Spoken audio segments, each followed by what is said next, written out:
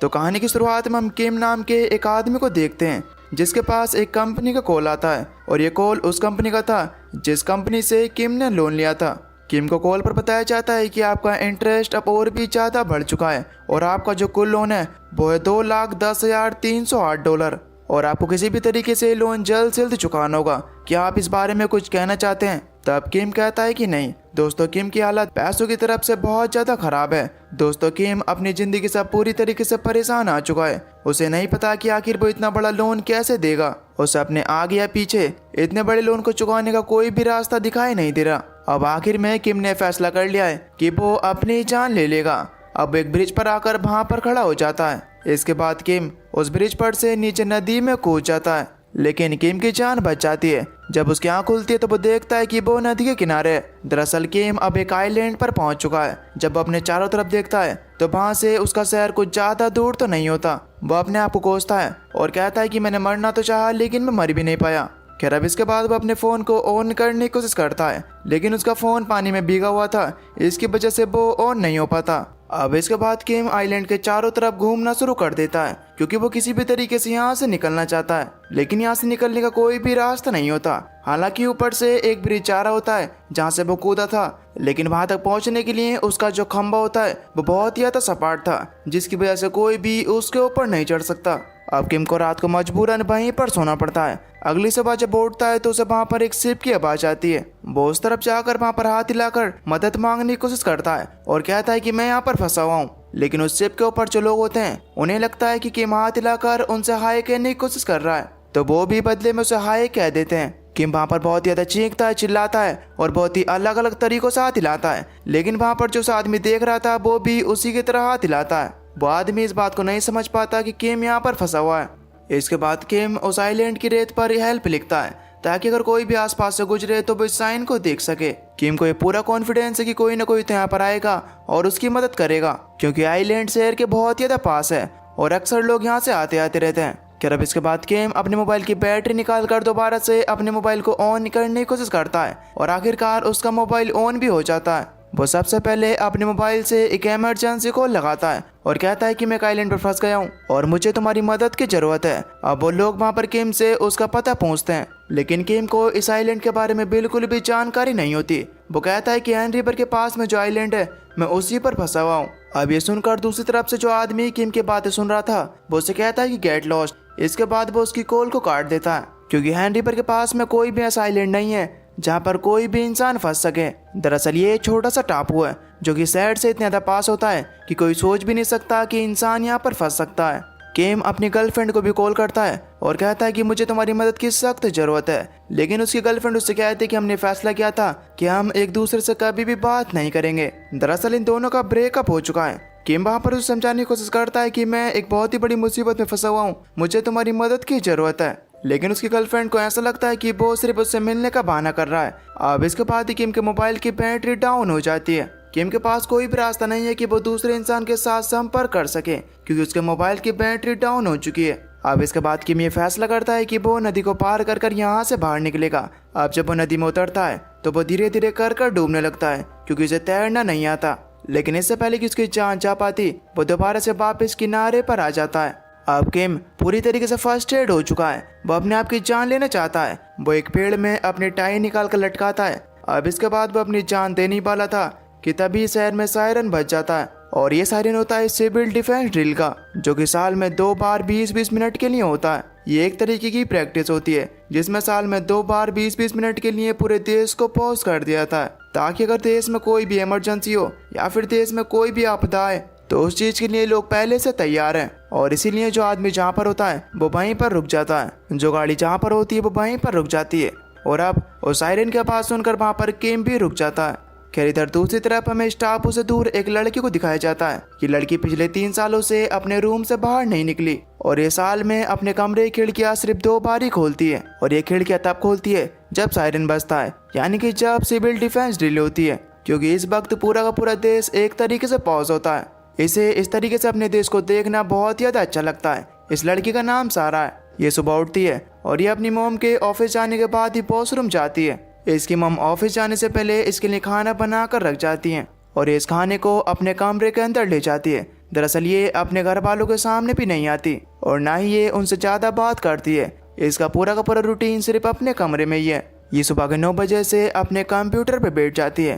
दरअसल इसकी एक वेबसाइट है जिस पर ये ब्लॉग्स लिखती है। इसका ये मानना है कि हम कंप्यूटर के अंदर अपनी एक पूरी की पूरी अलग दुनिया बना सकते हैं और जो भी हम लोगों को विश्वास दिलाना चाहें हम वो विश्वास लोगों को दिला सकते हैं। इसलिए अपनी बहुत सारी फोटोज को एडिट करके अपनी वेबसाइट पर अपलोड करती रहती है। ये एक तरीके से सारा का जॉब है जो कि इसने अपने लिए चुन लिया है। सारा को चांद देखना बहुत ज़्यादा पसंद है, इसलिए जब सारी दुनिया सो जाती है तो ये रात को अपने टेलीस्कोप से चांद को देखती है। वो कहती है कि मुझे चांद को देखकर बिल्कुल भी अकेला महसूस नहीं होता क्योंकि चांद भी तो अकेला ही है। सारा अपने आप को बिजी रखने के लिए वॉक भी करती है ताकि उसे ऐसा लगे कि आज का दिन उसके लिए बहुत ज़्यादा बिजी था और आज साल के 2 दिनों में से वो आज पहला दिन है जिस दिन सारा अपने कमरे की खिड़कियों को खोलती है ताकि वो अपने टेलीस्कोप की मदद से पूरे शहर को देख सके। साथ ही में वो अपने कैमरा से फोटोज भी खींचती है और अब जब वो बाहर देख रही होती है तो तभी उसकी नज़र उसी आइलैंड पर जाती है जिसकी रेत पर हेल्प लिखा हुआ था और यह हेल्प लिखा होता है किम ने। उसे ऐसा लगता है कि शायद ये किसी एलियन का काम है। इसके बाद वो पूरे के पूरे आइलैंड को छानना शुरू कर देती है और तभी वो जंगल के बीचों बीच किम को देखती है जो कि अपनी जान लेने वाला था। इस डील की वजह से वो भी पॉज हो गया होता है और इस पॉज की वजह से उसके दिमाग में जो अपनी जान लेने की स्टेटमेंट होती है वो भी अब खत्म हो चुकी है। वो अपने दिमाग में सोचता है कि ये काम अगर मुझे करना ही है तो मैं काम तो कभी भी कर सकता हूँ, इसलिए मैं अभी के लिए काम नहीं करता। इधर दूसरी तरफ हमें सारा को दिखाया जाता है जिसे रात को बिल्कुल भी नींद नहीं आती। वो ये बात सोचकर बुरी तरीके से परेशान थी कि आखिर वो आदमी मर गया होगा या फिर जिंदा होगा। और वो अपनी दूरबीन से एक बार फिर से उस आइलैंड की तरफ देखती है। वो देखती है कि किम अभी भी जिंदा है। वो शहर की तरफ देखकर चीख रहा होता है, चिल्ला रहा होता है क्योंकि इस शहर ने उसे दुख के अलावा कुछ भी नहीं दिया। अब अगले दिन किम को यहाँ पर भूख लग जाती है और अब जब वो जंगल के बीच इधर उधर खाने के लिए कुछ चीज ढूंढ रहा होता है तो उसे वहाँ पर जंगल में कुछ फूल दिखाई देते हैं। ये वही फूल थे जिन्हें किम बचपन में खाया करता था। वो कहता है कि कितने साल हो गए लेकिन मैंने इन फूलों को नहीं खाया है। अब इसके बाद जब वो उन फूलों को खाता है तो उसे रोना आने लगता है क्योंकि उसे अपना बचपन याद आ गया था। उसे अपने बचपन के वो दिन याद आ गए थे जब उसे किसी भी बात की टेंशन नहीं थी और वो हमेशा से खुश रहता था। लेकिन सिर्फ फूल खाकर उसका पेट नहीं भरता, उसे यहाँ पर कुछ जंगली मशरूम भी दिखती हैं। हालांकि उसे इस बात के बारे में बिल्कुल भी खबर नहीं है कि मशरूम जहरीली है या फिर नहीं, लेकिन उसे अपनी भूख के सामने ये चीज़ दिखाई नहीं देती और वो उन्हें खा लेता है। उसके पास यहाँ पर पीने के लिए नदी का पानी है लेकिन अब ये सोचता है कि उसे प्रोटीन की ज़रूरत है, इसलिए वो नदी में मछलियाँ पकड़ने के लिए जाता है। और कई घंटों तक लगातार मेहनत करने के बाद भी वो मछली का एक बच्चा भी पकड़ नहीं पाता। उस आइलैंड पर कुछ बत्तख भी दिखाई देते हैं, वो उन्हें भी पकड़ने की कोशिश करता है लेकिन यहाँ पर भी उसे सिर्फ असफलता ही हासिल होती है। अब कुछ देर बाद जंगल में भटकते हुए किम को एक पेड़ के ऊपर बर्ड्स के घोंसले दिखाई देते हैं जिनके अंदर उनके अंडे हैं। लेकिन किम को पेड़ पर चढ़ना नहीं आता लेकिन फिर भी वो कोशिश करता है। अब जब वो जैसे तैसे कर थोड़ा ऊपर चढ़ाई था कि तभी एक पक्षी उसके ऊपर बीट कर देता है। अब उसे अपना सर धोना होगा। किम को किनारे पर एक ब्लीचिंग सोडा लिक्विड की बोतल दिखाई देती है और वो उसे अपना सर धोना शुरू कर देता है। अब सर धोते धोते वहाँ पर उसकी नज़र नदी में पड़ती है और वो वहाँ पर देख पाता है कि कुछ देर बाद उस नदी में कुछ मछलियाँ ऊपर की तरफ आ गई हैं। वो मछलियाँ बेहोश हो चुकी थी। जब वो ब्लीचिंग पाउडर उस पानी में मिला इससे किम बहुत ज़्यादा खुश हो जाता है। अब उसके पास खाने के लिए मछलियाँ हैं। अब इसके बाद किम अपने लाइटर की मदद से आग जलाकर वहाँ पर मछलियों को बड़े शौक से खाता है। अगली सुबह किम को यहीं किनारे पर बच्चों की एक बहुत ही बड़ी डक बोट दिखाई देती है जो शायद खराब होने पर किसी ने पानी में छोड़ दी थी और वो बहते हुए किनारे तक आ गई। वो उसे खींचते हुए किनारे तक ले आता है और अब उसके पास रहने के लिए और सोने के लिए घर भी है। किम कहता है कि मैं पिछले 7 सालों से सिर्फ इसी बात को लेकर पैसे बचा रहा था ताकि मैं अपना खुद का घर ले पाऊँ, लेकिन मैं ऐसा नहीं कर पाया। लेकिन अब उसके पास उसकी खुद की एक रहने की जगह है जहाँ पर अब वो बिना किराए दिए बिना किसी रोक टोक के रह सकता है। ये सारी चीजें सारा अपनी दूरबीन से लगातार देख रही थी। जो सारी चीजें किम उस आइलैंड पर करता है सारा लगातार उन सभी चीजों को देखती रहती है। अब जब पहले किम ने इस आइलैंड पर हेल्प लिखा था वो उस हेल्प के साइन को हटाकर हेलो लिख देता है क्योंकि अब धीरे धीरे किम को यहाँ पर आइसोलेशन में अच्छा महसूस होने लगता है। यहाँ पर ना तो कोई उसे परेशान करता है और ना ही उसे कोई फ़ोन कॉल करता है। वो जैसे जीना चाहे वैसे जी सकता है। खैर जो छोटी मोटी चीज़ें नदी में बहकर किनारे तक आ जाया करती थी उन्हें बीन कर किम अपनी ज़रूरतों का सामान पूरा करता है। उसे यहाँ पर रहते रहते अब कई दिन हो चुके हैं। एक दिन वो देखता है कि यहाँ पर किनारे पर एक बहुत ही बड़ा सिप आ रहा है। उसे देखकर वो छुप जाता है क्योंकि अब वो यहाँ से जाना नहीं चाहता। और अब जब वो वहाँ पर छुप रहा होता है तो वहाँ पर उसे एक नूडल का खाली पैकेट दिखाई देता है। वो उस नूडल के पैकेट को खोलता है और वो देख पाता है कि अभी भी उस नूडल के पैकेट में एक मसाले का पैकेट है। इस चीज से उसके मन में अब नूडल्स खाने की इच्छा जाग उठती है। वो यहाँ के पेड़ पौधों से नूडल्स बनाने की कोशिश करता है, लेकिन उसे कामयाबी नहीं मिलती। किम अपने आप से बात कहता है कि अगर मैंने नूडल्स बना लिए तो मैं जिंदगी में कुछ भी कर सकता हूँ। लेकिन उसे बात समझ में नहीं आ रही कि आखिर वो नूडल्स बनाए तो बनाए कैसे। और अब तभी उसके दिमाग में एक आइडिया आता है। वो कबूतर को देखता है। वो सोचता है कि जब एक कबूतर बीट करता है तो जो भी वो खाता है वो अच्छे से डाइजेस्ट नहीं कर पाता। और केम अपने आप को बोलता है कि मुझे एक कबूतर की तरह सोचना होगा। इसके बाद वो कबूतर की तरह नीचे बैठकर ये सोचने लगता है कि आखिर कबूतर क्या खाते हैं। और उसके दिमाग में आता है कि कबूतर बीज खाते हैं। और अब वो उनकी जो बीट होती है उन्हें इकट्ठा करना शुरू कर देता है। और इस चीज के लिए वो अपना क्रेडिट कार्ड यूज करता है, जिसकी वजह से उसने अपने आप को खत्म करने की कोशिश की थी। अब वो कबूतर की बीट से सीड्स इकट्ठा करने के बाद एक अच्छी जगह ढूंढने लगता है जहाँ पर वो खेती कर सके। वो एक जगह को देखकर वहाँ पर बहुत ज्यादा मेहनत करता है और उसके पास जितनी भी सीड्स होती हैं वो उस जगह पर उन्हें बो देता है। लेकिन ये इतना आसान नहीं होता। वहाँ पर एक बहुत ही बड़ा पत्थर भी होता है जिसे हटाने में उसे बहुत ही ज्यादा मेहनत भी लगती है। लेकिन वो फिर भी हार नहीं मानता। वो जैसे तैसे कर उस पत्थर को वहां से हटा देता है। उसने बहुत ज्यादा मेहनत की थी, उसे बहुत ज्यादा पसीना आ रहा था। आज जब वो अपने पसीने को चाटता है तो उसे वो बहुत ज्यादा सॉल्टी लगता है। अब क्योंकि उसने बहुत ही लंबे समय से सॉल्ट नहीं खाई थी तो इसकी वजह से वो अपने पसीने को ही चाटना शुरू कर देता है। वो कहता है कि मैंने अपने जीवन में इससे ज्यादा सॉल्टी चीज नहीं खाई। वो यहाँ पर खेती वाली जगह पर कुछ केंचुए भी डाल देता है ताकि उसकी जमीन हवादार बने और वहाँ पर खेती भी अच्छी तरीके से हो सके। अब जो कपड़े उसने पहले पहन रखे थे वो उसकी मदद से वहाँ पर एक स्केयरक्रो बनाता है और उसे अपने खेत में लगा देता है ताकि कोई भी पक्षी आकर उसकी फसल को खराब ना कर सके। ये काम करते हुए किम बहुत ज्यादा खुश है, मानो कि उसकी जिंदगी में एक मकसद मिल गया हो। हालांकि ये मकसद दूसरों के लिए कुछ भी वैल्यू नहीं रखता, लेकिन ये चीज अब किम के लिए एक अलग ही दुनिया सी बन चुकी है। दरअसल किम अपनी फसल उगाकर नूडल्स बनाना चाहता है और उसके पास जो नूडल्स का मसाला है उसे वो नूडल्स में डालकर उन्हें खाना चाहता है। अब सुबह से लेकर शाम तक किम सिर्फ इसी बारे में सोचता है कि आखिर उसकी फसल अच्छी तरीके से कैसे उगेगी और किस तरह से वो नूडल्स बनाएगा। दूर से सारी चीजें सारा भी देख रही है और वो उसकी पिक्चर्स क्लिक करके अपनी सोशल मीडिया पर अपलोड कर देती है। सारा किम को देखते हुए अपने आप से कहती है कि मुझे समझ में नहीं आ रहा कि आखिर मैं इसकी मदद कैसे करूं। क्या मुझे नासा की मदद लेनी चाहिए या फिर मुझे खुद नीचे जमीन पर जाना चाहिए। वो ऐसा इसलिए कह रही है क्योंकि उसने पिछले 3 सालों से अपने रूम से बाहर कदम नहीं रखा। अब वो ये फैसला करती है कि उसे ही कुछ करना होगा। अब जब रात के समय में सभी लोग सो जाते हैं तो वो घर से हेलमेट पहनकर निकलती है और अब वो उसी ब्रिज पर चली आती है जिसके नीचे वो आइलैंड है। वो एक बोतल के अंदर एक मैसेज डालकर उसे नीचे पानी में फेंक देती है क्योंकि इस बात को अच्छी तरीके से जानती है कि जल्दी ये बोतल तैर कर उस जगह पर पहुंच जाएगी जहां पर किम है। लेकिन काफी दिनों तक किम को वो बोतल नहीं मिलती। अब किम को यहाँ पर पूरे 3 महीने बीत जाते हैं। अब वो मछली पकड़ना भी सीख गया है और वो पेड़ पर भी चढ़ जाता है और वो घोंसले में से अंडे निकाल कर उन्हें पकाकर खा लेता है। यानी कि इसका मतलब यह है कि अब उसे खाने की तो कोई भी प्रॉब्लम नहीं है। साथ ही साथ वो अपनी खेती का भी बहुत ज्यादा ख्याल रखता है। अब एक दिन अचानक से उसे वो बोतल मिल जाती है जिसके अंदर सारा ने उसके लिए मैसेज भेजा था। अब जब उस बोतल के अंदर से कागज निकालता है तो पूरा का पूरा कागज पूरी तरीके से खाली था। सिर्फ एक कोने पर हेलो लिखा था, जैसा ही खुद किम ने रेत पर लिखा था। अब इस चीज से किम अच्छी तरीके से समझ जाता है कि जरूर उसे कोई न कोई तो देख रहा है और उसी ने इस मैसेज को उसके पास तक पहुंचाया है। लेकिन अब किम यहाँ पर अकेला नहीं है, उसका एक दोस्त है और वो है उसका स्कैरक्रो। किम अपने स्कैरक्रो की पैंट उतारता है और उसे पहन लेता है क्योंकि अब उसे बात पता है कि उसे कोई न कोई तो देख रहा है। यहाँ पर अब जो उसने बीज बोए थे वो छोटे छोटे पौधे बन चुके हैं जिन्हें देखकर उसे बहुत ज्यादा खुशी होती है। सारा का मैसेज उसे पूरे 17 दिनों के बाद मिला था। सारा पूरे 17 दिनों से वेट कर रही थी। अब किम रेत पर लिखता है हाउ आर यू। जब सारा इस चीज को देखती है तो उसे बहुत ज्यादा खुशी होती है। सारा की जिंदगी में भी अब एक नई चीज आई है जिससे बहुत ज्यादा खुश रहने लगी है। अब रात के समय में वो एक बार फिर से हेलमेट पहनकर बाहर निकलती है और वो बोतल में एक और मैसेज डालती है। जब किम उस मैसेज को पढ़ता है तो उसमें लिखा होता है I am fine, thank you and you. अब किम भी उसके जवाब में लिखता है फाइन, थैंक यू।